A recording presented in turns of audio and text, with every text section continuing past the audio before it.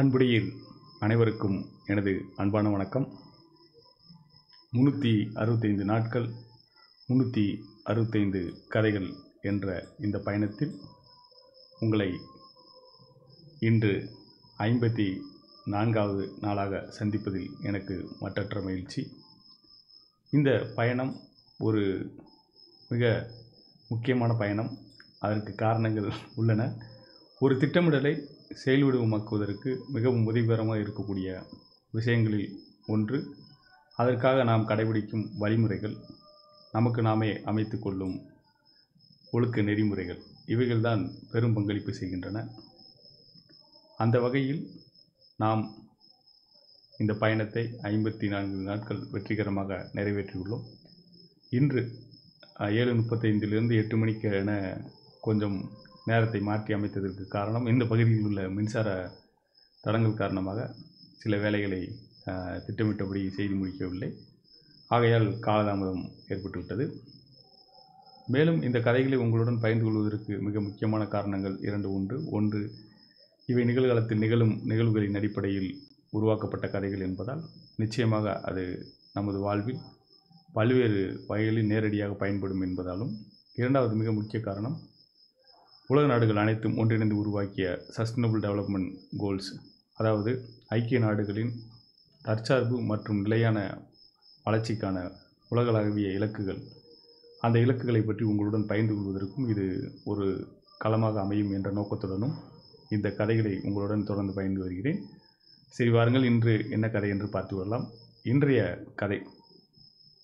கதை மிக முக்கியமான கதை. மீண்டும் நீங்கள் கொஞ்சம் எதிர்பார்க்காத அதே தலைப்பு. மேபி ஏற்கனவே இந்த தலைப்பு 2 கதைகள் எழுதியாச்சு, 2 நிகழ்வுகளின் அடிப்படையில் கதைகள் எழுதியாச்சு. இன்றைக்கி நம்ம சொல்ல போகிற நிகழ்வு வேறு ஒரு காலகட்டத்தில் நடந்த நிகழ்வு. ஆனாலும் அந்த உணர்வுகள் காலங்காலமாக இந்தியா முழுவதும் நிகழ்ந்து கொண்டே இருக்கிறது அப்படின்றதுக்கு இது ஒரு நல்ல ஒரு உதாரணமாக அமையும். நீங்கள் நல்லா யோசித்து பார்த்தீங்கன்னா தெரியும் இன்றைக்கி நிலவரம் இந்திய ஒன்றியத்தில் எப்படி இருக்குது அப்படின்னு. இருந்தாலும் இது ஒரு வேறு காலகட்டத்தில் நடந்து ஏறக்குறைய 20 ஆண்டுகளுக்கு மேலே ஆயிடுச்சு. அப்போ யோசித்து பாருங்கள் இன்றைக்கி எப்படி இருக்குது அப்படின்னு சொல்லி. அது மிக முக்கியமாக இது நிகழ்ந்த மாநிலம், இன்றைக்கி இருக்கக்கூடிய சூழல் எல்லாத்தையும் நீங்கள் ஒன்றிணைச்சு கண்டிப்பாக பார்த்துக்கிற முடியும். அது மிகப்பெரிய விஷயமாகவும் இருக்கும்.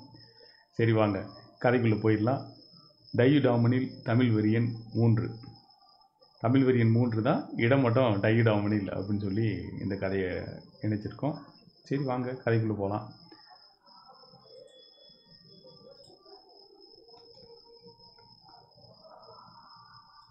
டையூடாமனில் தமிழ் வெறியன் 3, இதுதான் இன்றைக்கி நம்ம பார்க்க போகிற கதை. இந்த கதை நிச்சயமாக நான் முன்னாடி சொன்ன மாதிரி தற்சார்பு வளர்ச்சி கொள்கைகள், இந்த கொள்கைகள் உலக நாடுகள் அனைத்தும் இணைந்து உருவாக்கியிருக்க இந்த கொள்கைகள் என்ன நோக்கத்துக்காக உருவாக்கப்பட்டிருக்கோ அதுக்கு ஏதேனும் ஒரு வகையில் பங்களிக்கக்கூடியதாக இருக்கும் என்ற நோக்கத்துடன் தான் ஒவ்வொரு நிகழ்காலத்தில் நிகழக்கூடிய விஷயங்களும் அதை எந்த வகையில் நம்ம அப்ரோச் பண்ணோம்னா அது எப்படி இருக்கும், எந்த வகையில் பயனுள்ளதாக இருக்கும் அப்படின்றத அடிப்படையாக வச்சு நம்ம இதை உருவாக்குறோம். ஸோ நிச்சயமாக இதிலேருந்து நம்ம நிறையா நல்ல விஷயங்களை பயன்படுத்திக்கிறோம் அப்படின்ற நம்பிக்கை எனக்கு இருக்குது. சரி, வாங்க இப்போ கதைக்குள்ளே போயிடலாம். டையூடாமனில் தமிழ் வெறியன் 3. நீ மட்டும்தான் இந்த குடும்பத்தின் எதிர்காலத்தை தீர்மானிக்கும் நபர் என்று மாறிப்போனால் என்னவாகும் உனக்கு? இது ஏழைகள் குடும்பத்தில் மட்டுமல்ல, நடுத்தர வர்க்கத்தினர் மற்றும் உழைக்கும் வர்க்கத்தினரின் தலைப்பிள்ளை, அதாங்க முதல் பிள்ளை மேல் சொல்லாமல் அல்லது கேட்காமல் கொடுக்கப்படும் பொறுப்பு. அது இயல்பாக நிகழ்வது என்றாலும் அதற்கான தயாரிப்பு வேலைகள் வாழ்வை பார்க்கும் கண்ணோட்டத்தை வெகுவாக மாற்றி அமைத்துவிடும். அதை அறியாமல் சுற்றித் திரியும் பெற்றோர்கள் மத்தியில் என் பெற்றோர்கள் மிகவும் பொறுப்பானவர்களாக வாழ்ந்து காட்டினர். பொறுப்பு ஏற்று செயல்படுதல் அவர்களுக்கு இயல்பாகவே இருந்தது. அதற்கென அவர்கள் தனியே மெனக்கிடவில்லை. முயற்சித்தாலும் பல மனிதர்களை நாம் தினமும் பார்க்க முடியும். அது அவர்களை அடைவதே இல்லை. ஏன் நாமும் அதில் ஒருவராக கூட இருக்கலாம். கல்லூரி படிப்பை முடிக்கும் தருவாயில் உலகமே சோகத்தில் ஆழ்ந்திருந்தது. அதற்கு பல காரணங்கள் இருந்தன. அமெரிக்காவே அடிவாங்கியதால் அகிலமும் அடிவாங்கிவிட்டதாக தவிர்த்தது.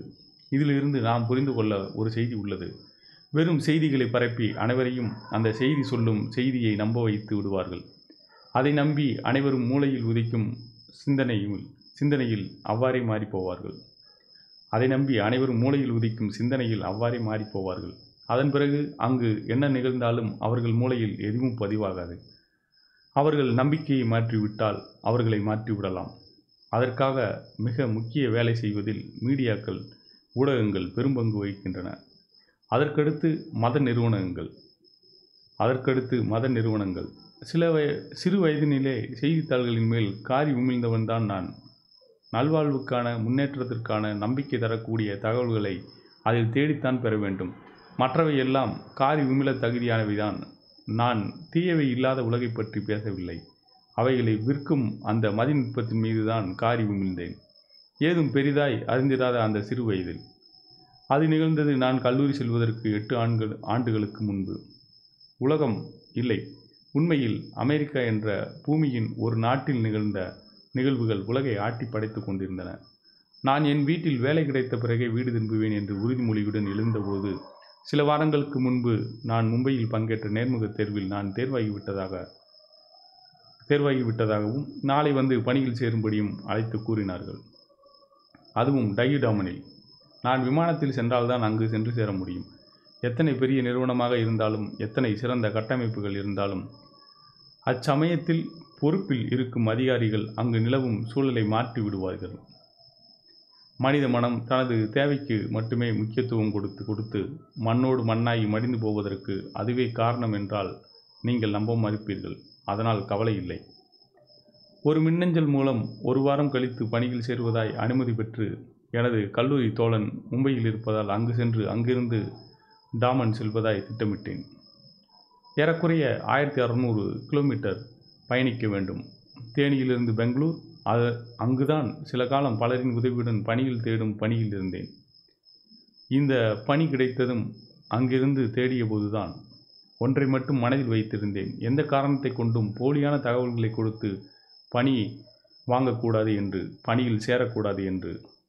அங்கு வேலை பார்த்து கொண்டிருந்தவர்கள், வேலை தேடுபவர்களுக்கு செய்த உதவிகள், உடன் பிறந்தவர்களும் செய்ய தயங்கும் உதவிகள், இவை எதையும் அறியாமல் வீட்டில் இருக்கும் உறவுகள், நட்பை, அதன் மூலம் ஏற்படும் உறவுகளை சொல்லி சிரிக்கையில் கொஞ்சம் அதிகமாகவே கோபம் வந்துதான் போகும். மும்பை வந்து சேரும்போது மும்பையில் இருந்த நண்பர்கள் பணிக்கு சென்று இருந்தார்கள்.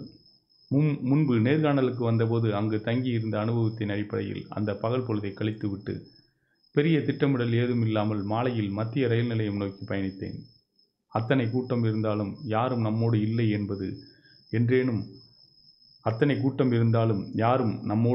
என்பதனை என்றேனும் உணர்ந்தால் அந்த வழி மிக கொடியதாக இருக்கும். யாதும் ஊரே யாவரும் கேளீர் என்ற சிந்தனை கொண்ட முன்னோர் பிறந்த பூமியில் பிறந்ததால் நம்பிக்கை என்னோடு துணையாக வர நான் ரயில் நிலையத்தை வந்தடைந்தேன். இந்த வரிகளை மட்டும் திரும்ப வாசிக்கிறேன் உங்களுக்காக. அத்தனை கூட்டம் இருந்தாலும் யாரும் நம்மோடு இல்லை என்பதனை என்றேனும் உணர்ந்தால் அந்த வழி மிக கொடியதாக இருக்கும். யாதும் ஊரே யாவரும் கேளீர் என்ற சிந்தனை கொண்ட முன்னோர் பிறந்த பூமியில் பிறந்ததனால் நம்பிக்கை என்னோடு துணையாக வர நான் ரயில் நிலையத்தை வந்தடைந்தேன். நாளை காலை தாமனில் நான் பணியில் சேர வேண்டும். ஏறக்குறைய 1400 கிலோமீட்டர் ஏற்கனவே பயணித்து விட்டேன். சமூகவியல் பள்ளியில் படித்த இடங்களை நேரில் கண்டு கொண்டே பயணிப்பது ஒரு சுவாரஸ்யமான விஷயம்தான். என்னிடம் இருப்பது மின்னஞ்சலில் வந்த 5 வரிகள் மட்டுமே. அதில் தேனியிலிருந்து தாமன் வருவதற்கான வழி சொல்லப்பட்டிருந்தது. அவர்களுக்கு தேனி தெரியாததால் பெங்களூருவில் இருந்து வழி சொல்லியிருந்தார்கள். ஒவ்வொரு வரியும் பல மணி நேர பயணம். மும்பை ரயில் நிலையம் வந்த பிறகுதான் எனக்கு தெரிந்தது, அங்கிருந்து நான் வாபி ரயில் நிலையம் செல்ல காலையில்தான் ரயில்கள் இயங்கும் என்பது. இப்போது இரவினை அந்த ரயில் நிலையத்தில் கழித்திட வேண்டும். கையில் 3 பைகள். இனி வாழ்க்கை இங்குதான் என்று முடிவாகி போச்சு. அதனால்தான் இனி எப்போது வீடு திரும்புவோம் என்பதும் தெரியாமல் போச்சு. அதுதான். அதில் எந்த பையும் எனது சொந்த பை இல்லை. அது யாரோ நான் நன்றாக வர வேண்டும் என்று தங்கள் வீட்டில் இருந்து எடுத்து கொடுத்தவை. எல்லோரும் நமக்கு உறவுதான் நாம் நம்பினால். அந்த இரவு மக்கள் கூட்டம் ரயில் நிலையத்தில் காத்திருந்தது. முதலாய் ஒரு புதிய அனுபவம். அந்த இரவு மக்கள் கூட்டம் ரயில் நிலையத்தில் காத்திருந்தது எனக்கு முதலாய் ஒரு புதிய அனுபவம். நானும் அந்த கூட்டத்தில் ஐக்கியமானேன். நேரமாக ஆக ரயில்களின் வரத்து குறைந்தது. அப்பொழுதுதான் அந்த அருவருக்கத்தக்க நிகழ்வு நிகழ்ந்தது. அங்கு தூங்கிக் கொண்டிருந்த காத்திருக்கும் அனைவரையும் அங்கிருந்து வெளியேறும்படி காவல் அதிகாரிகள் அடித்துச் சொன்னார்கள். இது என்ன விதமான மனநிலை என்றே தெரியவில்லை. இன்று வரை நான் யோசித்தபடியே இருக்கிறேன். காவல்துறையை பரங்கியர் எதற்கு ஏற்படுத்தினார்களோ அதே மனநிலையில் இந்த காவல்துறை செயல்பட்டு கொண்டே இருக்கிறதோ என்று. அதுதான் உண்மை என்று பல சமயங்களில் அவர்கள் நிகழ்வுகளை நிகழ்த்தி கொண்டே இருக்கிறார்கள். அதை விடுங்கள். நான் தான் முன்பே சொன்னேனே, நம்பிக்கைகள் உங்கள் வாழ்வை கட்டமைக்கின்றன என்று. இவர்களுக்கும் அது பொருந்தும். கண்களை மூடிக்கொண்டு அந்த பயணிகளை அடித்தது இப்போதும் எனக்கு வலிக்கிறது. அந்த காவல் அதிகாரிகள் என் அருகில் வருமுன் என் பைகளை தூக்கி கொண்டு அந்த ரயில் நிலையத்தை விட்டு வெளியேறி வெட்ட வெளியில் மக்களோடு மக்களாக ஒரு துண்டை விரித்து வானத்தை பார்த்தபடி விண்மீன்களை எண்ணிக்கொண்டு கண்ணயர்ந்தேன். அடி வாங்கியவர்கள் அவரவர் மொழியில் திட்டிக் கொண்டிருந்தார்கள். எந்த மொழியும் எனக்கு விளங்கவில்லை. ஆனால் அவர்களின் வேதனை எனக்கு விளங்கியது. காலை விரைவாய் எழுந்து முதல் ரயிலை பிடித்தால் சரியான நேரத்திற்கு சென்று சேரலாம் என்ற நினைவு என்னை பாதி தூக்கத்தில் வைத்திருந்தது. நேரத்திற்கு முன்பே எழுந்து அங்கிருந்து தெருக்குழாயில் பல் துலக்கி முகம் கழுவிவிட்டு பயணச்சீட்டு வாங்க காத்திருந்தேன். பயணச்சீட்டை வாங்கி ரயில் பெட்டியில் நுழைந்தபோதுதான் முதலாக தரைத்தளத்திற்கு கீழேயும் பயணிகள் அமர்ந்து பயணிக்கும் வசதி உள்ள ரயிலில் பயணிக்கும் அனுபவத்தினை பெற்றேன். அங்கும் அதிசயம் நிகழ்ந்தது. நான் இறங்க வேண்டிய இடத்தில் ரயில் 2 நிமிடத்திற்கும் குறைவாகவே நிற்கும் என்ற தகவல் எனக்கு தெரியும். ஆனால் அந்த இடம் எதுவென்று தெரியாமல் எனக்கு தெரிந்த இந்தியில் அங்கிருந்தவர்களிடம் கேட்டுக்கொண்டு விழித்து கொண்டிருக்கையில் தமிழ் பேசும் ஒருவர் அங்கு உதித்து என்னோடு அந்த ரயில் நிலையத்தில் இறங்கி, நான் எங்கு சென்று குஜராத்தின் எல்லையிலிருந்து தாமன் செல்வதற்கான வாகனத்தை பெறலாம், அதன் கட்டணம் எவ்வளவு முதல் அத்தனையும் சொல்லி உடனிருந்து உதவி விட்டு சென்றார். நான் முன்னாடியே சொன்னேன்ல, நாம் நம்பினால் அனைவரும் நம் உறவுதான். ஒரு வழியாக அலுவலகத்திற்கு சென்றேன். அன்று சேர்ந்தவர்கள் அனைவரையும் மருத்துவ பரிசோதனைக்கு சென்று திரும்ப அனுப்பி வைத்தார்கள். 3 பைகளையும் வைத்துவிட்டு தேவையானவைகளை மட்டும் எடுத்துக்கொண்டு அவர்கள் சொல்லியிருந்த மருத்துவமனையை அடைந்தோம். அதில் ஓரிரு தமிழ்நாட்டுக்காரர்களும் இருந்தனர். எப்போதும் போல் நலம் விசாரித்து கொண்டு மருத்துவமனையில் காத்து இருந்தோம். மருத்துவ பரிசோதனைக்கு பின் பயிற்சி வகுப்புகளும் மற்ற விஷயங்களும் தொடரும். எனக்குள் பெரும் நம்பிக்கை. எனக்கு கொஞ்சம்தான் இந்தி தெரியும். அதுவும் இந்தி படங்களை பார்த்து கற்றுக்கொண்ட இந்தி. ஆனால் மனித உணர்வுகளை உணர்ந்து கொள்ள முடியும். அதற்கென என் பெற்றோர்களுக்குத்தான் நன்றி சொல்ல வேண்டும். எனக்கு முன்னே சென்ற தமிழ்கார பையன் கொஞ்சம் வருத்தத்துடன் வெளியே வந்தார். என்ன ஆச்சு என்றேன். நான் இந்தியனே இல்லை என்று சொல்கிறார் அந்த மருத்துவர் என்றார். ஏன் என்றேன். எனக்கு இந்தி தெரியாது. அதை கேட்டுட்டு இந்தியிலே திட்டினார். கடைசியாக கொஞ்சம் இங்கிலீஷில் திட்டினார். அதில் புரிஞ்சது இந்தி தெரியாத நான் வந்து இந்தியன் இல்லையாம், இந்தியாவில் இருக்கக்கூடாதாம் என்றார். எனக்கு இந்த சிந்தனை புதிதாக இருந்தது. இந்தி தெரியலனா இந்தியாவில் இருக்கக்கூடாதா? அதுவும் படித்த ஒரு மருத்துவர் சொல்லுவதா? நான் அமைதியாக உள்ளே நுழைந்தேன். எனது சான்றிதழ்களையும் மருத்துவ பரிசோதனை செய்ய நிறுவனத்திலிருந்து கொடுத்திருந்த படிவத்தையும் கொடுத்து முடிப்பதற்குள் எனது வண்ணத்தை பார்த்தோ அல்லது முகவட்டை பார்த்தோ நீயும் தமிழா என்று ஏளனமாய் இந்தியில் கேட்டார். எஸ் டாக்டர் என்றேன் ஆங்கிலத்தில். உனக்கும் இந்தி தெரியாதா? நீங்கள்லாம் இந்த நாட்டிலேயே இருக்கக்கூடாது. உங்களுக்கெல்லாம் இவங்க எதுக்குத்தான் வேலை தர்றாங்களோ என்று அவர் பேசிக்கொண்டே இருக்க எனது கையிலிருந்து மருத்துவச்சி உதிரத்தை உறிஞ்சி எடுத்து கொண்டிருந்தார். அது கருஞ்சிவப்பாய் இருந்தது. கொஞ்சம் நிறுத்துறீங்களா இந்த அறிவுகட்ட செயலை என்றேன் ஆங்கிலத்தில். மருத்துவச்சி ரத்தம் உறிஞ்சுவதை நிறுத்தினார். மருத்துவரும் அமைதியானார். யூ கேன் ப்ரொசீட் சிஸ்டர் என்று சொல்லிவிட்டு, அதாவது மருத்துவச்சிட்டு நீங்கள் இந்த வேலையை ரத்தம் எடுக்கிற வேலையை பார்க்கலாம் அப்படின்னு சொல்லிட்டு மருத்துவரிடம் பேச துவங்கினேன். ஐயா படித்த மருத்துவரே, உங்களுக்கே இந்தியா என்பது இந்திய ஒன்றியம் என்பது தெரியாமல் இருக்கும்போது, அது பல்வேறு கலாச்சாரங்களை, மொழிகளை, பண்பாட்டை கொண்ட மக்கள் வாழும் நாடு என்பது தெரியாமல் இருக்கும்போது, முட்டாள்களாக, வெறி பிடித்தவர்களாக, சாதி, இன, மத, மொழி வெறி பிடித்து தெருவில் சண்டையிடும் சாதாரண மக்களை என்ன சொல்ல இயலும்? ஒன்று, உங்கள் கல்வியை பயன்படுத்தி நமது பிரிட்டிஷ் இந்தியாவிலிருந்து இந்திய ஒன்றியமான வரலாற்றை படியுங்கள், தெரிந்து கொள்ளுங்கள். இந்தி மொழி எப்படி இந்திய ஒன்றியத்தின் மொழி ஆகாது என்பதையும் புரிந்து கொள்ள படியுங்கள். இல்லையேல் உங்களது மருத்துவ படிப்பை பயன்படுத்தி என்ன செய்ய வேண்டுமோ அதை மட்டும் செய்யுங்கள். முதலில் மற்றவர்களை மதிக்க கற்றுக்கொள்ளுங்கள். முதலில் வெளியே நீங்கள் திட்டி அனுப்பியவர் உட்கார்ந்து இருக்கிறார். அவரை கூப்பிட்டு மன்னிப்பு கேளுங்கள். இல்லையேல் கீழ்த்தரமான முறையில் நடந்து கொண்டதற்காக எங்கள் கம்பெனியில் சொல்லி தக்க நடவடிக்கை எடுக்க வேண்டியது வரும் என்றேன். மருத்துவச்சி சென்று அந்த பையனை கூட்டி வந்தார். மருத்துவர் மன்னிப்பு கேட்டார். Thank you for your understanding sir என்று கைகுலுக்கிவிட்டு, சமத்துவமும் சகோதரத்துவமும் இந்திய ஒன்றியத்தின் அவசியம். இது பிரிட்டிஷ் இந்தியா அல்ல. அது உங்களுக்கு நினைவில் இருக்கட்டும்.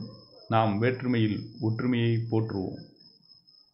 நாம் வேற்றுமையில் ஒற்றுமையை போற்றும் இந்திய ஒன்றியத்தினர் என்று சொல்லிவிட்டு அங்கிருந்து புறப்பட்டோம். வெளியில் வந்தவுடன், பாஸ் என்ன சொன்னீங்க? அந்த டாக்டர் என்கிட்ட மன்னிப்பெல்லாம் கேட்குறாரு என்றார். நான் உண்மையை சொன்னேன் என்றேன். அந்த உண்மை என்ன என்றார். உள்ளே நடந்த உண்மையை அவரிடம் சொன்னேன். பாஸ், இருந்தாலும் உங்களுக்கு ரொம்ப தான் தைரியம். அவங்க ஊரில் அதுவும் முதல் நாள்லேயே சொல்லிக்கொண்டே அவர் கண்விழிகளை அகலத் திறந்து என்னை பார்த்தார். விழித்திருப்போம், அறிவுக்கண் திறக்க அனைவருக்கும் உதவி செய்து பயணித்திருப்போம். விழித்திருப்போம், அறிவுக்கண் திறக்க அனைவருக்கும் உதவி செய்து பயணித்திருப்போம். அச்சம் தவிர்ப்போம், நேர்பட பேசி வாழ்ந்திருப்போம். வாழும் உயிரெல்லாம் நமதென்று நம்பிக்கை கொண்டு உறவாய் உடன் வாழ்ந்திருப்போம். விழித்திருப்போம், அறிவுக்கண் திறக்க அனைவருக்கும் உதவி செய்து பயணித்திருப்போம். அச்சம் தவிர்ப்போம், நேர்பட பேசி வாழ்ந்திருப்போம். வாழும் உயிரெல்லாம் நமதென்று நம்பிக்கை கொண்டு உறவாய் உடன் வாழ்ந்திருப்போம். நீங்கள் கவிஞரா என்றார். எனது தமிழ் ஆசானை ஒரு முறை மனதில் நினைத்து கொண்டேன். வாங்க போகலாம் என்றேன். அவர் என் கையை இறுக பற்றி நன்றி தெரிவித்தார். அதில் அவர் உணர்ந்த உணர்வலைகள் என்னுள்ளும் பாய்ந்தன. அது சமத்துவத்தை, சகோதரத்துவத்தை மீட்டெடுத்து அனுபவித்த உணர்வு பரவி கிடந்தது. நான் யாரென்று தானே கேட்கிறீர்கள். நானாக இருக்கலாம், நீங்களாகவோ இருக்கலாம். நான் ஒரு திருநங்கையாக இருக்கலாம், ஒரு பெண்ணாக இருக்கலாம், ஒரு ஆணாக கூட இருக்கலாம். நான் யாரென்று தானே கேட்கிறீர்கள். நானாகவோ நீங்களாகவோ இருக்கலாம். நன்றி. அன்புடன் கருவொளி ராசமகேந்திரன். இந்த கதை முடியுது. தமிழ் வரியன் 3, டை டாமனில் தமிழ் வரியன் 3. சரி, இந்த கதையில் மிக முக்கியமாக சொல்ல வந்தது விஷயங்கள் என்ன அப்படின்றத கண்டிப்பாக உங்களுக்கு புரிஞ்சுருக்குன்னு நினைக்கிறேன். அதாவது நம்ம எல்லாருக்கும் பல்வேறு நம்பிக்கைகள் இருக்குது. அதில் தப்பு கிடையாது. நம்ம பிறக்கிற இடம், வளர்கிற முறை எல்லாம் இதெல்லாம் சேர்ந்து நமக்கு நிறையா விஷயங்களை சிந்தனைகளை நமக்கு உருவாக்குது. அது தவிர்க்க முடியாதது. அது சமூகத்தில் ஒரு ரொம்ப எல்லாருக்கும் நிகழக்கூடிய ஒரு அடிப்படையான விஷயம்னு வச்சுங்க. இப்போ அதிலிருந்து நம்ம வந்த பிறகு நிறையா விஷயங்களை படிக்கிறோம், தெரிஞ்சுக்கிறோம். நிறைய விஷயங்கள் நமக்கு அனுபவங்களாக கிடைக்கிது. அதுக்கப்புறம் நம்மளுடைய நம்பிக்கைகளில் ஏற்படக்கூடிய மாற்றங்களை தெளிவுபடுத்திக்கிட்டு நம்ம வாழ்க்கை பயணத்தை தொடர வேண்டியது ரொம்ப ரொம்ப அவசியமான ஒன்று அப்படின்ற நம்பிக்கை அடிப்படையில் இது இருக்குது. இதில் குளோபல் கோல்ஸ் என்னப்பா லிங்க் ஆகுது அப்படின்னு பார்த்தோம் அப்படின்னா, நான் உங்களுக்கு கண்டிப்பாக இப்போ அந்த தகவல்களை இப்போ இது கூட பகிர்ந்துக்கிறேன்.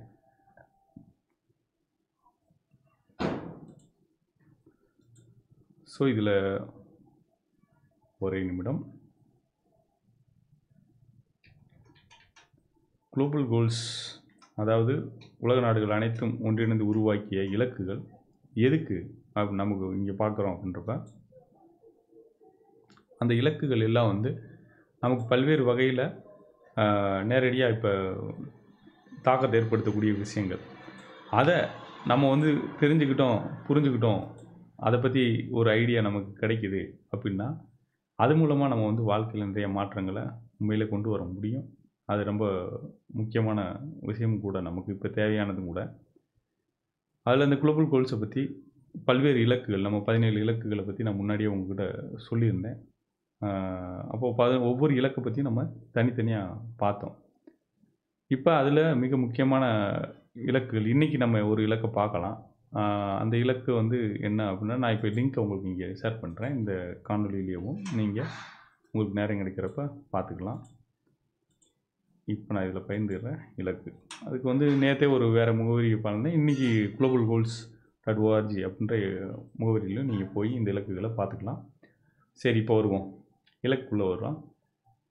இலக்கு எண் மிக முக்கியமாக நான் சொன்னது நேற்று ஒவ்வொரு இலக்குகளை பார்த்துடலாம் அப்படின்னு சொல்லியிருந்தேன். இதில் மிக முக்கியமாக இலக்கு வந்து சஸ்டைனபிள் சிட்டிஸ் அண்ட் கம்யூனிட்டிஸ் இன்றைக்கி பார்க்கலாம். அது இலக்கு எண் 11. பொறுங்க, உங்களுக்கு வந்து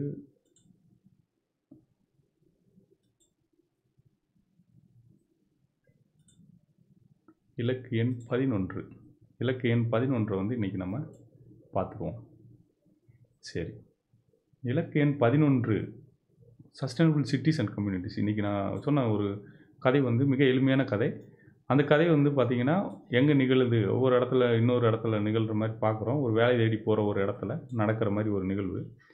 அப்போ ஒவ்வொரு இடத்துக்குள்ளே வர்றப்ப இதில் முக்கியமாக அந்த சஸ்டைனபிள் சிட்டிஸ் இந்த இலக்கு நீங்கள் கவனித்து பார்த்தீங்கன்னாலே தெரியும். அதில் என்ன சொல்லியிருக்காங்க, make cities and human settlements inclusive, safe, resilient and sustainable அப்படின்னு சொல்லியிருக்காங்க. ரொம்ப நல்லா கவனிங்க. Inclusive, safe, resilient and sustainable. Inclusive கண்டிப்பாக வந்து இந்த நாட்டில் மக்கள் வந்து ஒரு இடத்துலேருந்து வேறு இடத்துக்கு வேறு காரணங்களுக்காக பயணிக்க வேண்டியது வரும். அப்போ அதில் மக்களை ஏற்றுக்கொள்ளக்கூடியதாக வந்து ஒவ்வொரு நகரமும் இருக்கணும். அங்கே போகிற மக்களுக்கு பாதுகாப்பு இருக்கணும். ஃபார் எக்ஸாம்பிள் இதில் ஒரு பகுதியை பார்த்தோம். ரயில்வே ஸ்டேஷனில் போய் தங்கியிருக்கப்ப அவங்களுக்கு ஏற்படுற அனுபவம் அது வந்து சேஃபானதாக இருந்ததா, இல்லை மக்களை ஏற்றுக்கொள்ளக்கூடியதாக இருந்ததா? இப்போ காவல் அதிகாரிகள்கிட்ட கேட்டால் அவங்களே என்ன சொல்லுவாங்க, உண்மையிலே வந்து இங்கே பாதுகாப்புக்காகத்தான் அவங்கள அடித்து வெளியே அனுப்பணும் அப்படின்னு சொல்லுவாங்க. ஆனால் அங்கே போகிற மக்கள் பூரா அடுத்த நாளுக்கு ட்ரெயினுக்கு போகிறாங்க. அவங்க எல்லார்ட்டையும் பணம் இருக்காது, போய் வெளியே வந்து ரூம் எடுத்து தங்குற அளவுக்கு. இன்னும் சில விஷயங்கள் இருக்குது. பல்வேறு காலகட்டங்கள் நடந்தது.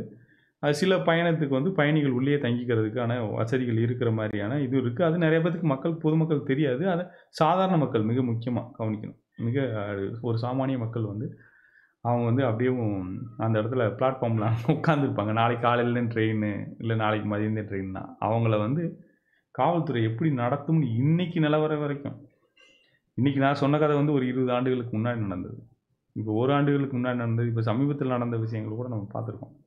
அப்போ மக்களுக்கு அந்த ரயில் நிலையங்களை எப்படி பயன்படுத்துறது, இல்லை ரயில் நிலையத்தில் நமக்கு என்ன உரிமை இருக்குது, அதெல்லாம் வந்து கவனிக்க வேண்டிய விஷயங்களாக இருக்குது.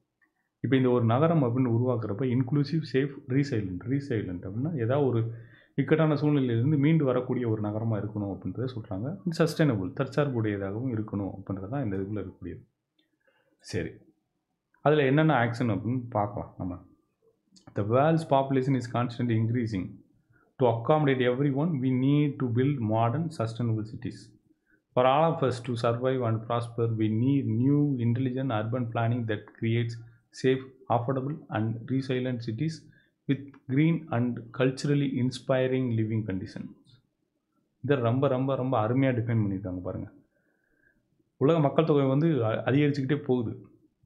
நம்ம வந்து எல்லாருக்கும் வாழ்கிறதுக்கான இடத்த உருவாக்க வேண்டியது ரொம்ப அவசியம். அப்போ நம்ம உருவாக்கக்கூடிய நகரங்கள் வந்து புதுமையாகவும் தற்சார்பு உடையதாகவும், அதே சமயத்தில் எல்லோரும் வந்து அங்கே வாழ்கிறதுக்கும் நல்ல சிறப்பாக முன்னேறுறதுக்கும் தேவையான மாதிரி அதை உருவாக்கணும். அப்போ அதுக்கு வந்து புதிய, அதே சமயத்தில் ஒரு அறிவு சார்ந்த திட்டமிடல் வந்து ரொம்ப அவசியமாக இருக்குது. அப்படி உருவாக்கப்படக்கூடிய நகரங்கள் வந்து மிகவும் பாதுகாப்பானதாகவும், எளிமையான, அதாவது அங்கே இருக்கக்கூடிய செலவினங்கள் வந்து மிக குறைவானதாகவும், அதே மாதிரி அந்த நகரத்துக்கு ஏதாவது ஒரு பாதிப்பு ஏற்பட்டுச்சுன்னா அதிலேருந்து எளிதில் மீண்டு வரக்கூடியதாகவும், பசுமையாகவும், அங்கே இருக்கக்கூடிய கலாச்சாரம் வந்து மற்ற மக்கள் அங்கே வந்து வாழணும்னு விருப்பப்படக்கூடியதாகவும் இருக்கணும் அப்படின்றது தான் அதில் சொல்கிறாங்க. ஸோ இந்த இலக்கை அச்சீவ் பண்ணுறதுக்கு இன்னும் ஒரு 10 டார்கெட்ஸ் வந்து வச்சுருக்காங்க. எப்படி இதை அச்சீவ் பண்ணுறது அப்படின்றது. First, safe and affordable housing. நம்ம ஒரு நகரத்தை உருவாக்கணும்னா அங்கே வந்து பாதுகாப்பு இருக்கணும் முக்கியமாக. அதுக்கடுத்து பார்த்திங்கன்னா அங்கே வந்து செலவாகக்கூடிய அந்த இருப்பிடங்களுக்காக நம்ம அங்கே இருக்கக்கூடிய வாழக்கூடிய மக்கள் வந்து செய்யக்கூடிய செலவினங்கள் வந்து குறைவானதாக இருக்கணும். எளிதில் கம்மியான விலையில் கிடைக்கக்கூடியதாக இருக்கணும். ரெண்டாவது, ஆஃபோர்டபுள் அண்ட் சஸ்டைனபிள் டிரான்ஸ்போர்ட் சிஸ்டம். பாருங்கள், இருக்கும் இடம் இருக்கணும். அதுக்கப்புறம் பயணிக்கிறதுக்கு அதுவும் வந்து குறைவானதாகவும், எல்லா வகையான மக்களும் பயன்படுத்துகிற வகையில் இருக்கணும். சின்ன குழந்தையிலிருந்து ஊனமுற்றவர்கள் இருந்தாலும், வயதானவர்களுக்கான பெண்களுக்கு எல்லாருமே வந்து பயன்படுத்துகிற அளவில் இருக்கணும் அந்த டிரான்ஸ்போர்ட்டேஷன் சிஸ்டம். அங்கே இருக்கக்கூடிய பயணிக்கிறதுக்கு தேவையான முறைகள், அது சைக்கிளில் இருக்கலாம், பஸ் இருக்கலாம், ட்ரெயின் இருக்கலாம், எது வேணாலும் இருக்கலாம். ஆனால் அந்த பயன்படுத்துறதுக்கு வந்து எளிமையானதாகவும், விலை குறைவானதாகவும், தற்சார்பு உடையதாகவும் இருக்கணும். எல்லா வயதினரும் குழந்தையிலேருந்து பெரியவங்க வரையும் பாதுகாப்பாக போயிட்டு வரக்கூடியதாக இருக்கணும். அதுக்கடுத்து இன்க்ளூசிவ் அண்ட் சஸ்டைனபிள் அர்பனைசேஷன். நம்ம ஒரு நகரத்தை திட்டமிடுறோம், இல்லை அதை வந்து வளர்த்தெடுக்கணும்னு நினைக்கிறோம் அப்படின்னா அந்த இடத்துல எப்படி இருக்கணும் அப்படின்னு பார்த்தீங்கன்னா, எல்லாரையும் இன்க்ளூட் பண்ணி அதை செய்ய வேண்டியதாக இருக்கும். எல்லாரையும் கருத்தில் கொண்டு அந்த திட்டமிடல் இருக்கணும். ஏற்கனவே எல்லாருடைய பார்ட்டிசிபேஷன் இருக்கணும். அங்கே அவங்க வாழ்கிறதுக்கு எல்லா தகுதியான சூழலை ஏற்படுத்துகிறோமான்றது பார்க்கணும். இது எதுவும் இல்லாமல் நம்ம வந்து உருவாக்குறதுனால எந்த பயனும் கிடையாது. அடுத்து 11.4 protect the world's culture and natural heritage. இப்போ நம்ம டெவலப்மெண்ட்னு சொல்லிட்டு ஏற்கனவே இருக்கிறத நல்ல நல்ல விஷயங்களை அழிச்சிடவும் கூடாது. அதே ரொம்ப முக்கியமாக பார்க்கணும். அடுத்து reduce the adverse effect of natural disaster. இப்போ ஏதாவது ஒரு பயங்கரமான ஒரு பூகம்பம் ஏற்படுதோ, இல்லை வந்து அதிகமாக மழை பெஞ்சு ஏற்படக்கூடிய வெள்ளப்பெருக்குனாலேயோ, இல்லை புயல்னாலேயோ ஏற்படக்கூடிய பாதிப்புகள், அது யார் அதிகமாக பாதிக்கும்? ஏழ்மையான நிலையில் இருக்கக்கூடிய மக்கள் தான் அதிகமான பாதிப்பு ஏற்படுத்தும். ஆனால் நம்ம உருவாக்கக்கூடிய புதிய நகரங்கள் எப்படி இருக்குன்னா, இந்த மாதிரி ஏற்படக்கூடிய நேச்சுரல் டிசாஸ்டரில் அவங்க வந்து பாதிக்கப்படுறதோ, அதில் உயிரிழப்பு ஏற்படுறதோ இல்லாமல் இருக்கிற மாதிரி நம்ம உருவாக்கணும் அப்படின்றது ரொம்ப முக்கியமானதாக வச்சுருக்காங்க. அடுத்து reduce the environmental impact of cities.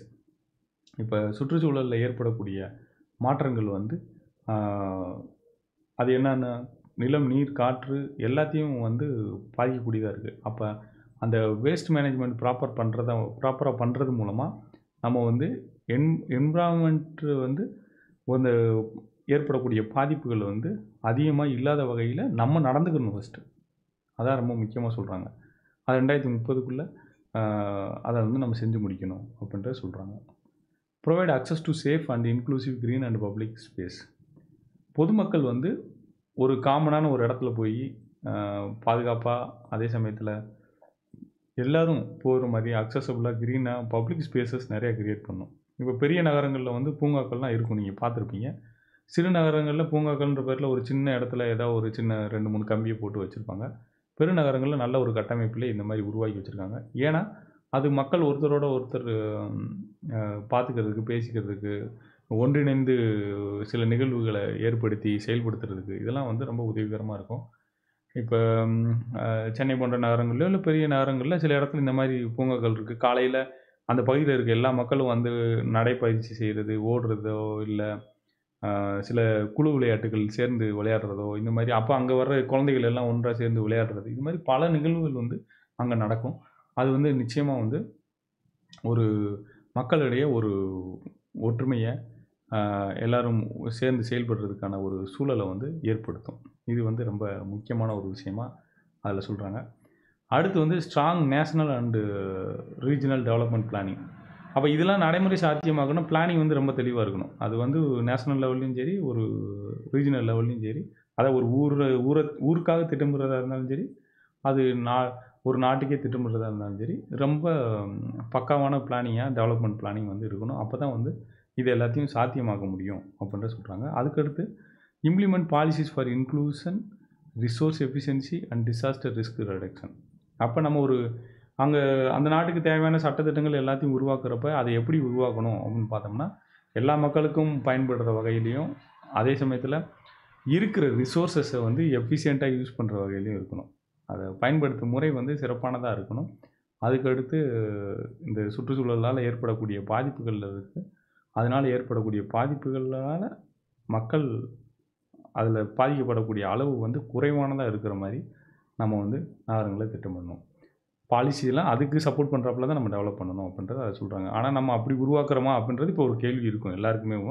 கண்டிப்பாக நம்ம அதை பற்றி பார்க்கணும். கண்டிப்பாக அதை பார்த்து தெரிஞ்சுக்கணும். Support least developed countries in sustainable and resilient building. இப்போ இது வரைக்கும் அதிகமான வளர்ச்சி அடையாத நாடுகளுக்கு நாலேஜ் ஷேரிங் மூலமாகவோ இல்லை ஃபினான்ஷியல் சப்போர்ட் மூலமாகவோ அவங்க வந்து இந்த மாதிரி விஷயங்கள் எல்லாத்தையும் பில்டு பண்ணுறதுக்கு டெவலப்டு கண்ட்ரிஸ் வந்து உதவலாம் அப்படின்றதையும் இந்த இலக்கில் வச்சுருக்காங்க. இது எல்லாம் சேர்ந்தது அந்த 11வது இலக்கு. இந்த வாரத்தில் நம்ம சொல்ல போகிற கதைகள் முழுவதுமே வந்து இந்த மாதிரி நம்ம இலக்குகள், அந்த 17 இலக்குகளில் மிக முக்கியமாக சில இலக்குகளை ஃபோக்கஸ் பண்ணி நம்ம சொல்கிறோம். அதில் 11 சஸ்டைனபிள் சிட்டிஸ் அண்டு கம்யூனிட்டிஸு ஒரு இது ரொம்ப முக்கியமானது. இண்டஸ்ட்ரி, இன்னோவேஷன் அண்ட் இன்ஃப்ராஸ்ட்ரக்சர், அதேமாதிரி ரெடியூஸ்டு இன்இக்வாலிட்டிஸ், இது 3ஐயும் ஃபோக்கஸ் பண்ணி இந்த வாரத்தில் கதைகள்லாம் கொஞ்சம் எழுதி உங்கள்கிட்ட சொல்லிக்கிட்டு இருக்கேன். கண்டிப்பாக அது உங்களுக்கு பயனுள்ள வகையில் அமையும்னு நான் நம்புகிறேன். அடுத்து நாளைக்கு வந்து இன்னொரு கதையோட உங்களை சந்திக்கிறேன். இந்த கதை சொல்லும் பயணம் 365 நாட்கள் 365 கதைகள் என்ற இந்த பயணம் வந்து மிக முக்கியமாக நமக்கு எதுக்கு உதவுது அப்படின்னு பார்த்தோம் அப்படின்னா, ஒரு சமூக நல்மாற்றத்தை விரும்பக்கூடிய அனைவருக்கும் ஒரு ஏதேனும் ஒரு வகையில் அவங்களுக்கு பயன்படும் அப்படின்ற. ஏன்னா இப்போ நம்ம சொல்கிற விஷயங்கள் எல்லாமே வந்து மக்களுக்கு நேரடியாக பயன்பட வகையில் இருக்கக்கூடிய விஷயங்களை தான் சொல்லிகிட்டு இருக்கோம்.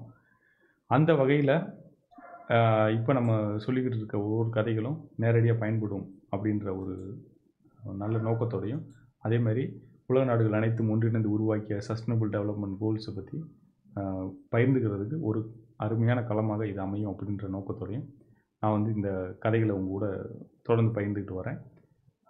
நிச்சயமாக உங்களுக்கு இது பயனுள்ளதாக அமையும். மேலும் வந்து உங்களுக்கு உங்களுடைய நண்பர்களோ இல்லை உங்களுக்கு தெரிந்த உறவினர்களுக்கோ இது பயனுள்ளதாக அமையும் அப்படின்னு நினச்சிங்கன்னா நீங்கள் அவங்க கூடயும் இதை பகிர்ந்துக்கலாம். உங்களுடைய வாழ்க்கையில் ஏதாவது ஒரு விஷயம் அது வந்து சமூக நல் மாற்றத்திற்கு உதவக்கூடிய ஒரு விஷயமா இருக்குன்னு நினச்சிங்கன்னா அதையும் நீங்கள் வந்து பகிர்ந்துக்குங்க. அதை வந்து நம்ம ஒரு கதையாக மாற்றி வெளியிடலாம். கண்டிப்பாக அது வந்து நம்ம கூட வாழக்கூடிய மக்களுக்கு யாராவது ஒருத்தருக்கு வந்து நேரடியாக பயன்படும் என்ற நம்பிக்கை எனக்கு இருக்குது. அதனால் நம்ம வந்து அறிவு பகிர்வு வந்து ரொம்ப ரொம்ப முக்கியம். அதை வந்து முன்னோர்கள் பல்வேறு வகையில் செஞ்சுருக்காங்க. அதில் ஒரு முக்கியமான வகை வந்து இந்த கதைகள் வாயிலாக சொல்கிறது. ஸோ அந்த ஒரு ஃபார்மெட்டை எடுத்து தான் நான் வந்து இந்த அறிவு பகிர்வு நிகழ்வை நடத்திட்டு வரோம். ஒவ்வொரு நாளும் 365 நாட்கள் 365 கதைகள் அப்படின்னு. அதை தவிர்த்து ஞாயிற்றுக்கிழமை மாலை 4:30 மணிக்கு வந்து பயிற்சி வகுப்புகள் இருக்குது. இந்த வாரம் ஞாயிற்றுக்கிழமை 28 பிப்ரவரி 2021 அன்றைக்கி வந்து பார்த்திங்கன்னா நம்ம வீடியோ எடிட்டிங் அப்படின்ற ஓப்பன் சோர்ஸ் சாஃப்ட்வேர்ஸை எப்படி பயன்படுத்தி வீடியோ எடிட்டிங் பண்ணுறது அப்படின்றத சொல்கிறோம். இது வந்து சும்மா என்ன சொல்கிறது, சிம்பிளாக மட்டும் இல்லை, நீங்கள் வந்து ஒரு ப்ரொஃபஷனலாக நீங்கள் பண்ணணும்னு நினச்சிங்கன்னா கூட ஒரு காஸ்ட்லியான சாஃப்ட்வேர்ஸ் நம்மளால் வாங்க முடியாது அப்படின்னு இருந்துச்சுன்னா இந்த சாஃப்ட்வேர்ஸ் வந்து ஃப்ரீயாக கிடைக்குது, ப்ளஸ் ஓப்பன் சோர்ஸாக இருக்குது. நம்ம விருப்பப்பட்டோன்னா அதை வந்து பெட்டரான முறையில் பயன்படுத்தி தொழில் ரீதியாக கூட நீங்கள் பண்ணிக்கலாம். அந்த அளவுக்கு அதை பயனுள்ள வகையில் இருக்கும். அதை பற்றியான பயிற்சி வகுப்புகள் இருக்குது.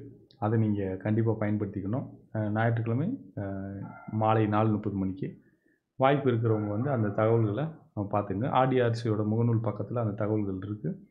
நான் உங்களுக்கு இந்த காணொலியில் கூட அதை நான் ஷேர் பண்ணுறேன். கண்டிப்பாக அதை பயன்படுத்திங்க. சரி, மீண்டும் நாளை இன்னொரு கதையோடு சந்திப்போம். 365 நாட்கள் 365 கதைகள். இந்த பயணம் சமூக நல்மாற்றத்திற்கு நேரடியாக பங்களிக்கும் என்ற நம்பிக்கையுடனும், அதே சமயத்தில் யுனைடெட் நேஷன்ஸ் சஸ்டைனபிள் டெவலப்மெண்ட் கோல்ஸை மக்களோட பகிர்ந்துக்கிறதுக்கு ஒரு களமாக அமையும் என்ற நம்பிக்கையுடன் தொடர்ந்து பயணித்து கொண்டிருக்கிறோம். மீண்டும் நாளை சந்திப்போம். அன்புடன் கருவடி ராசமகேந்திரன். வணக்கம்.